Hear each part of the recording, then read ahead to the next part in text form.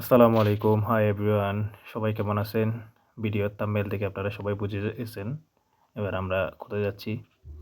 আমরা যাচ্ছি হযরত মুহাম্মদ সাল্লাল্লাহু আলাইহি ওয়াসাল্লামের প্রিয় সাহাবী হযরত আইয়ুব আনসারী রাদিয়াল্লাহু তাআলা আনহুর মাজার দেখতে। হযরত আইয়ুব আনসারী রাদিয়াল্লাহু তাআলা আনহুর জন্ম 576 খ্রিস্টাব্দে মদিনায় খাজরাজ গোত্রের বনু নাজ্জার এক সম্ভ্রান্ত পরিবারে জন্মগ্রহণ করেন। তিনি রাসূল সাল্লাল্লাহু আলাইহি ওয়াসাল্লামের সাথে দীর্ঘদিন ছিলেন। রাসূল সাল্লাল্লাহু আলাইহি ওয়াসাল্লামের প্রিয় সাহাবী ছিলেন। তিনি মুয়াবিয়ার শাসনামলে ইয়াজিদের নেতৃত্বে কন্টিনেন্টাল প্রথম অভিযানে মুসলিমদের সাথে তিনি যান ইস্তাম্বুলে। তিনি প্রায় তার জীবনের শেষ বয়সে ৯০ বছর ৯০ থেকে ৮০ এর মাঝামাঝিতে তিনি অসুস্থ হয়ে পড়েন। পরে তিনি ইন্তেকাল করেন। তখন তার বয়স ছিল ৬৭৪ খ্রিস্টাব্দে। তাকে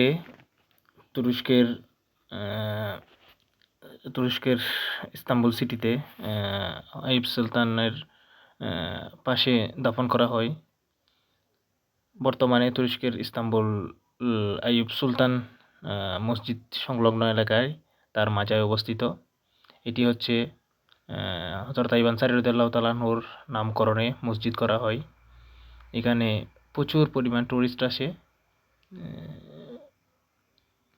এখানে হযরত আইয়ুব আনসারী রাদিয়াল্লাহু তাআলা আনহুর বিভিন্ন ধরনের পোশাক, তারপর চুল মোবারক, তারপর যে আসবাবপত্র আছে তা আপনারা যারা এই জায়গাতে আসবেন সবাই সেই জিনিসগুলা দেখতে পাবেন।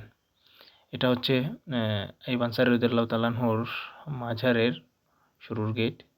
এই দিক দিয়ে আপনারা যারা আপনারা এভিনিউ থেকে আসবেন, T5 ট্রাম ধরে আপনার আইয়ুব সুলতানে নামবেন। এরপরে ১-২ মিনিটের মধ্যে আপনারা পাশে দেখতে পাবেন কেবল কারের স্টেশন। তো আপনারা যারা মাজার জিয়ারত করতে আসবেন অবশ্যই এই রাইডটি উপভোগ করবেন।